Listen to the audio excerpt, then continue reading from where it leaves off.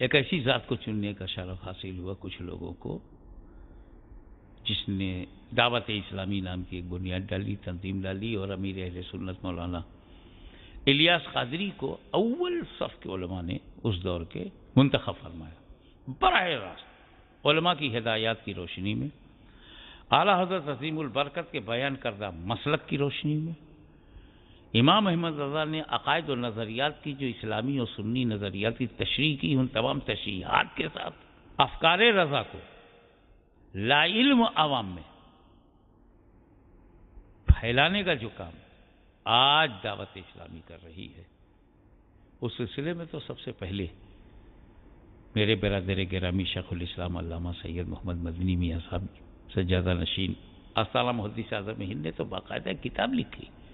اور تمام اوہام اور خفا کا ازالہ فرمایا۔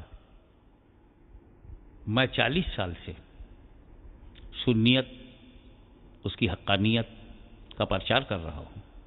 40 سال سے امام احمد رضا کی فکر کو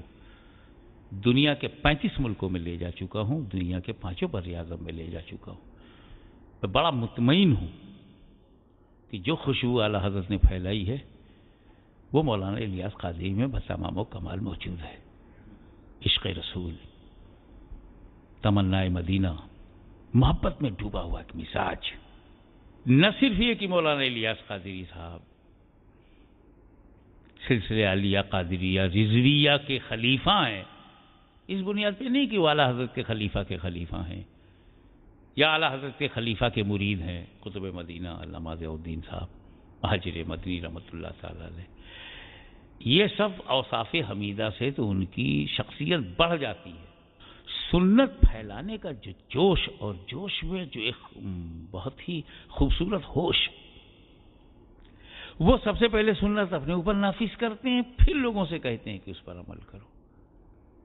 سب سے پہلے وہ سنت کے سانچے میں اپنے کو ڈھالتی ہیں، پھر لوگوں سے کہتے ہیں کہ سنت پر عمل کرو۔ اس کی تاثیر کا کوئی جواب نہیں۔ میں دعا گو ہوں کہ مولا تعالیٰ اسے حسد حاسدہ سے بھی بچائے، آشوب روزگار سے بھی بچائے، مولانا الیاس قادری کے علم عمر میں برکت عطا ہو، اور اہل سنت و جماعت کو فیضان سنت سے فیضیاب ہونے کا شرف عطا ہو۔ اسلام پر اب جو حملے ہو رہے ہیں وہ قلم و زبان سے کم ہیں، میڈیا سے زیادہ ہو رہے ہیں۔ میڈیا کی مضبوطی کا یہ عالم ہے کہ ایک ہی بات کو ٹیلی ویژن پر بار بار سننے سے، ایک جھوٹ کو 100 مرتبہ سننے سے لوگ اسے سمجھنے لگتے ہیں۔ آخر ہم تلوار جب کافر لے کے آتا تھا تو صحابہ تلوار لے کے گئے، جب دوسرے لوگ قلم لے کے آئے تو علماء قلم لے کر کے آئے۔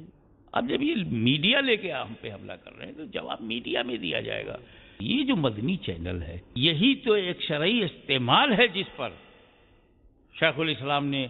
تقریباً 25 ابواب پر کتاب لکھی، باب قائم کیے، اور اس کی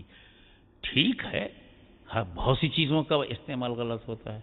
عورت کے سینکڑوں غلط استعمال ہیں، مگر ایک شرعی استعمال بھی ہے، نکاح کر لو۔ اسی طریقے سے چینل کے بھی سینکڑوں غلط استعمال ہیں، مگر ایک صحیح استعمال ہے کہ دین و سنیت پھیلاؤ۔ غیبت تو وہ بیماری ہے، وہ بدترین اور اس قدر مفسد ہے، وہ قطع تعلق، قطع رحمی، قطع محبت، یہ جتنے انقطاع ہیں سب غیبت کے بدن سے پیدا ہوتے ہیں۔ کیا یہ جاننے کے بعد ایک مسلمان غیبت کرنے کو تیار کیسے ہوگا جب قرآن مجید نے مثال دی ہے